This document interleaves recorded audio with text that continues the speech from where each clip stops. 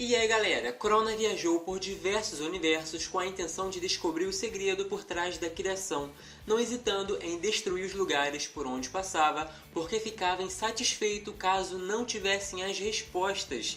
Quando chegou no universo Marvel, foi parado pelo Grão-Mestre, que adora um jogo, e por isso propôs que se ele vencesse, o levaria até Galactus, até então o único daquela realidade que poderia dar as respostas que ele procurava, devido ao seu envolvimento com o começo do atual universo. Mas se fosse derrotado, deveria poupar aquela realidade. O desafio foi aceito e o Crona ficou com os Vingadores, enquanto o Grão-Mestre com a Liga da Justiça. Por isso, ele foi até DC para alertar os heróis dos perigos que seu universo corria, confiando a eles a missão de encontrar vários artefatos muito poderosos, como a Lança do Destino, o Livro da Eternidade e o Globo de Ra, enquanto os Vingadores deveriam encontrar a Caixa dos Invernos, o Cubo Cósmico, as Joias do Infinito, entre outros. Os heróis estavam sob aviso. Se falhassem, seu universo seria destruído. E em meio a esse jogo da Liga da Justiça versus Vingadores, tivemos bastante momentos que valem a pena ser comentados. Então eu separei curiosidades bem legais para a gente incluir nesse vídeo sobre esse crossover que é muito famoso. O Gavião Arqueiro pensou que a Liga da Justiça fosse inspirada no Esquadrão Supremo, mas nós leitores sabemos que é o contrário. O engraçado é que ele não tem ideia. Foi uma sacada bem legal do roteirista. Outro momento que eu achei bem interessante foi a Mulher Maravilha pensando que o Hércules era igual ao da DC. Mercúrio reparou que os heróis desse universo pareciam bem mais amados pelo povo que a galera da Marvel, tanto que existe um museu para os super velocistas. O Arqueiro Verde ficou com medo da Canário Negro deixá-lo para ficar com o Gavião Arqueiro. Também tivemos algumas cenas onde os heróis lutaram e sim, Superman e Capitã Marvel chegaram a se encontrar, sendo que naquela época ela era conhecida como Miss Marvel. Ela conseguiu acertá-lo com uma rajada de energia, mas ele voou tão rápido em círculos que a heroína não conseguia respirar e acabou perdendo a batalha. Além de que o Batman e o Capitão América decidiram trabalhar juntos para resolver o problema, ao invés de lutar um contra o outro. Isso que é preparo. Liga da Justiça visitando a Marvel. Quando as coisas estranhas começaram a acontecer na DC, como por exemplo a aparição de vilões que não eram conhecidos, eles começaram a deduzir que havia alguma coisa estranha, mas era difícil saber onde começar, e foi aí que o Vigia apareceu. Em seguida, o Grão-Mestre surgiu e contou a verdade sobre os acontecimentos. Claro que a Liga não ia acreditar fácil, então usaram o Laço da Verdade para ter certeza que as informações eram corretas. O que aconteceu em seguida foi que o Flash não poderia ir para Marvel sem perder os seus poderes, mas podia ajudar a equipe a viajar para outra realidade, usando sua velocidade e os colocando na mesma frequência do outro mundo. Aparentemente, a equipe foi enviada para a Lua e eles tiveram que voar até a Terra. Chegando lá, podemos ver que eles visitaram lugares muito conhecidos, como por exemplo Lativéria, Genosha e Nova York, que não é tão diferente assim, mas dentro dos quadrinhos da Marvel é muito importante. Ver a Mulher Maravilha e o Caçador de Marte em Genosha é uma coisa totalmente inesperada. Ela ainda comentou que andar por ali era como andar em uma cena de devastação, enquanto John disse que a nação que viveu ali, no caso os mutantes, haviam sido bombardeados. Quando passaram por Lativéria, o Lanterna Verde Kyle e o Aquaman viram o Doutor Destino e imediatamente deduziram que não é daquela forma que um governante deveria agir. Magia do Caos é mais poderosa na DC. Os gêmeos Maximoff tiveram seus momentos nesse quadrinho e isso nós não podemos negar. Recentemente comentei aqui no canal sobre o auge da Zatanna e da Mulher Maravilha como Senhoras do Caos, mas essa história da magia do caos na DC é bem antiga. Apesar da Marvel ter dado mais destaque, no outro universo também podemos encontrar bastante conteúdo. Tanto que quando a Feiticeira Escarlate apareceu nesse crossover, a magia era tão intensa que a bruxa parecia estar passando mal e passou boa parte desse quadrinho com uma aparência bem diferente do habitual devido à sua conexão com a magia caótica. Na época, ela disse que ainda não tinha experiência e treinamento para isso. A própria Zatanna ficou preocupada, porque para ela era muito nítido que os Senhores do Caos estavam sendo perturbados pela Feiticeira Escarlate.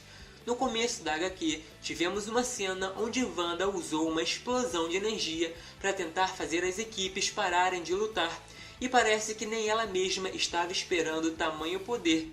Se o Caos já é poderoso na Marvel e se mostra capaz de fazer tudo aquilo, imagine as coisas que poderiam ser feitas no universo de si. Talvez seja por isso que até mesmo a Zatanna tinha receio de usá-lo, e só depois de adulta e bem madura que decidiu utilizar esse poder, como a própria Mestra da Magia disse na Liga da Justiça Sombria de 2018. As Joias do Infinito não funcionam na DC.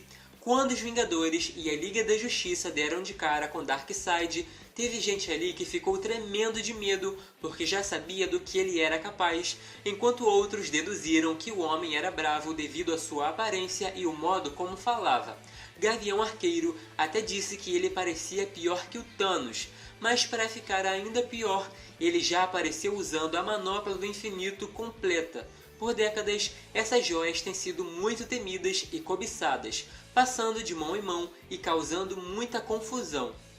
O detalhe é que na DC eles podem sentir o tamanho do poder que contém, porém não podem usá-las. Por isso Darkseid simplesmente retirou a manopla e jogou fora como se não fizesse a mínima diferença. De acordo com ele, foi uma perda de tempo. Aí o Flash e o Mercúrio tentaram pegá-la. Flash saiu com a melhor e as equipes foram enviadas para a Terra Selvagem, começando mais uma batalha com direito a cenas do Caçador de Marte versus Visão, Mônica Rambeau versus Lanterna Verde, Mulher Maravilha versus Homem Maravilha, Thor versus Superman, entre outros. E para terminar, não existe Speed Force na Marvel. Enquanto estava no universo DC, Mercúrio descobriu que existia uma força de aceleração que fazia com que grande parte dos supervelocistas pudessem correr tão rápido. Naquela época, ele ultrapassava poucas vezes a velocidade do som. Sua curiosidade cresceu e também queria descobrir como acessar essa força tão poderosa. Você já deve ter se perguntado o motivo do Raio Prateado e o Velocista Escarlate competirem. Na verdade, não existe um motivo para isso, já que são dois heróis. Mas o Flash, como estava em seu universo, levou a vantagem, e o Pietro não conseguiu acessar a Speed Force.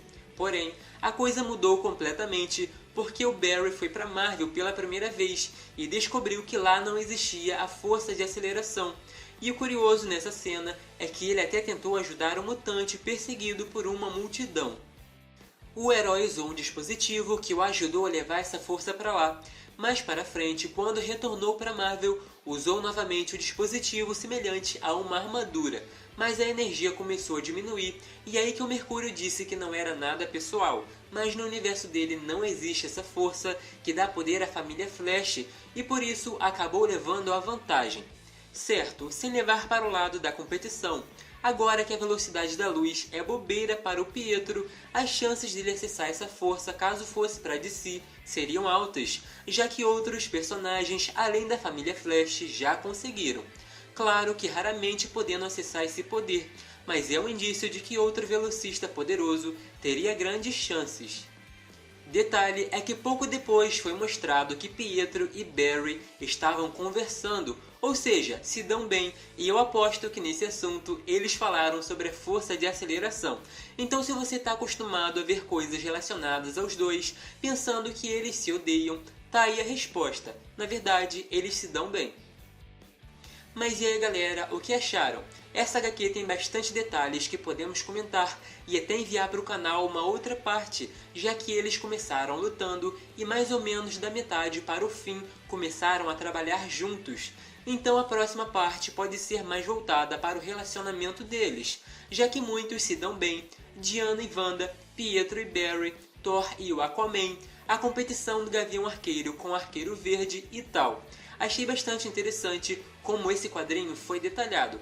Apesar de crossover nem sempre agradar os fãs, há detalhes que valem a pena conferir e ter uma ideia de como eles se comportam durante esses encontros.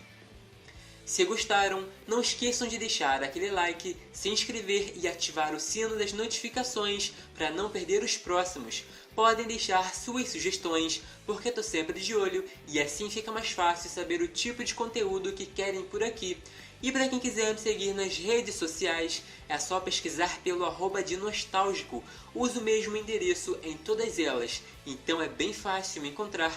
Até o próximo!